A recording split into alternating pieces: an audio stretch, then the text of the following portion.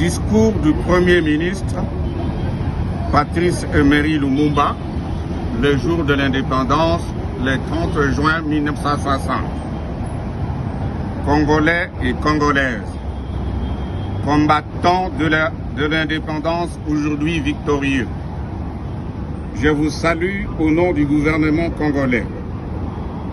À vous tous, mes amis qui avez lutté sans relâche à nos côtés, je vous demande de faire de ce 30 juin 1960 une date illustre que vous garderez ineffaçablement gravée dans vos cœurs, une date dont vous enseignerez avec fierté la signification à vos enfants, pour que ceux-ci, à leur tour, fassent connaître à leurs fils et à leurs petits-fils l'histoire glorieuse de notre lutte pour la liberté.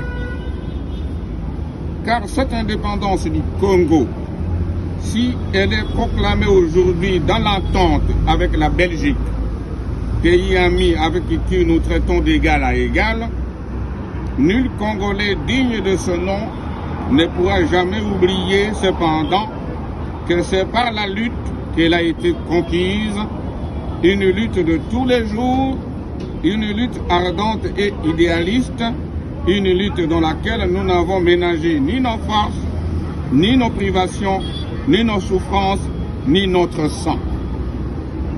C'est une lutte qui fut de larmes, de feu et de sang. Nous en sommes fiers jusqu'au plus profond de nous-mêmes, car ce fut une lutte noble et juste, une lutte indispensable pour mettre fin à l'humiliant esclavage qui nous était imposé par la force.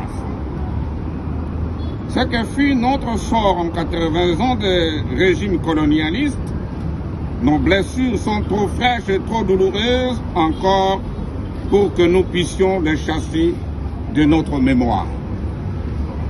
Nous avons connu le travail harassant, exigé en échange de salaires qui ne nous permettaient ni de manger à notre faim, ni de nous vêtir, ou de nous loger décemment, ni d'élever nos enfants comme des êtres chers.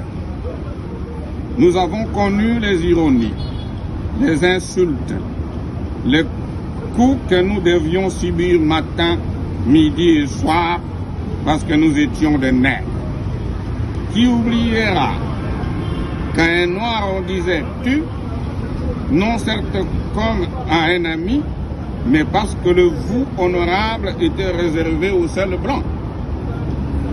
Nous avons connu nos terres spoliées au nom des textes prétendument légaux qui ne faisaient que reconnaître les droits du plus fort.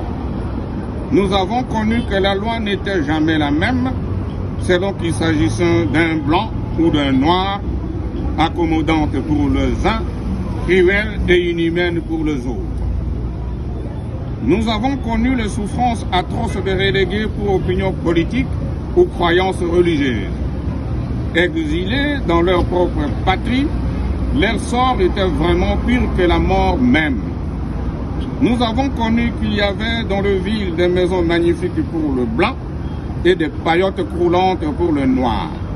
Qu'un noir n'était admis ni dans le cinéma, ni dans le restaurant, ni dans le magasin dit européen.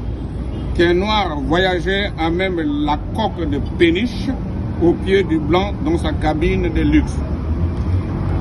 Qui oubliera enfin les fusillades où périrent tant de nos frères, où les cachons furent brutalement jetés ceux qui ne voulaient pas se soumettre à un régime d'une justice d'oppression et d'exploitation.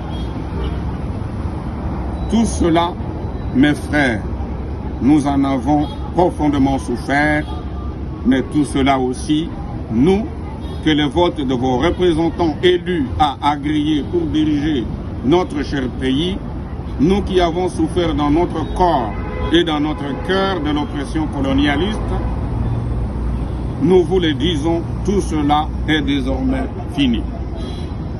La République du Congo a été proclamée et notre cher pays est maintenant entre les mains de ses propres enfants.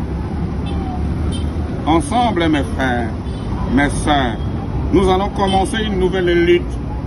Une lutte sublime qui va mener notre pays à la paix, à la prospérité et à la grandeur. Nous allons établir ensemble la justice sociale et assurer que chacun reçoive la juste rémunération de son travail. Nous allons montrer au monde ce que peut faire l'homme noir quand il travaille dans la liberté. Et nous allons faire du Congo le centre de rayonnement de l'Afrique tout entière. Nous allons veiller à ce que les terres de notre patrie profitent véritablement à ses enfants. Nous allons revoir toutes les lois d'autrefois et en faire de nouvelles qui seront justes et nobles. Nous allons mettre fin à l'oppression de la pensée libre et faire en sorte que tous les citoyens puissent jouir pleinement de leurs libertés fondamentales prévues dans la Déclaration des droits de l'homme.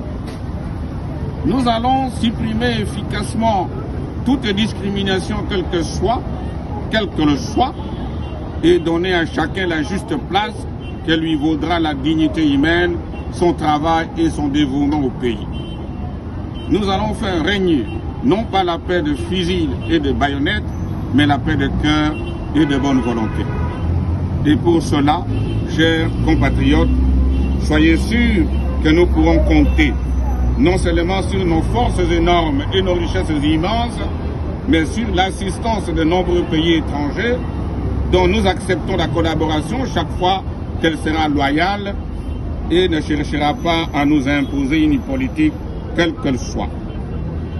Dans ces domaines, la Belgique qui, comprenant enfin le sens de l'histoire, n'a pas essayé de s'opposer à notre indépendance, est prête à nous accorder son aide et son amitié, et un traité vient d'être signé dans ce sens entre nos deux pays égaux et indépendants.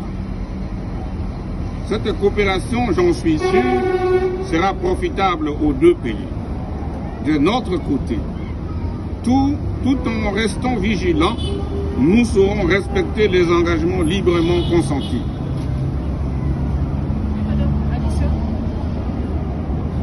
Ainsi, tant à l'intérieur qu'à l'extérieur, le Congo nouveau, notre chère République que mon gouvernement va créer, sera un pays riche, libre et prospère. Mais pour que nous arrivions sans retard à ce but, vous tous, législateurs et citoyens congolais, je vous demande de m'aider de toutes vos forces. Je vous demande à tous d'oublier le querelle tribal qui nous épuise et risque de nous faire mépriser à l'étranger. Je demande à la minorité parlementaire d'aider mon gouvernement par une opposition constructive et de rester strictement dans les voies légales et démocratiques. Je vous demande à tous de ne reculer devant aucun sacrifice pour assurer la réussite de notre grandiose entreprise. Je vous demande enfin de respecter inconditionnellement la vie et le bien de vos concitoyens et des étrangers établis dans notre pays. Si la conduite de ces étrangers laisse à désirer, notre justice sera prompte à les expulser du territoire de la République. Si par contre leur conduite est bonne, il faut les laisser en paix, car eux aussi travaillent à la prospérité de notre pays. L'indépendance du Congo marque un pas décisif vers la libération de tous les continents africains. Voilà, si, Excellences, Mesdames et Messieurs, mes chers compatriotes, mes frères de race, mes frères de lutte, ce que je voulais vous dire au nom du gouvernement en ce jour magnifique de notre indépendance complète et souveraine. Notre engagement fort, national, populaire, sera le salut de ce peuple. Hommage aux combattants de la liberté nationale. Vive l'indépendance et l'unité africaine. Vive le Congo indépendant et souverain. Patrice Emery Lumumba, Premier ministre, le jour de l'indépendance.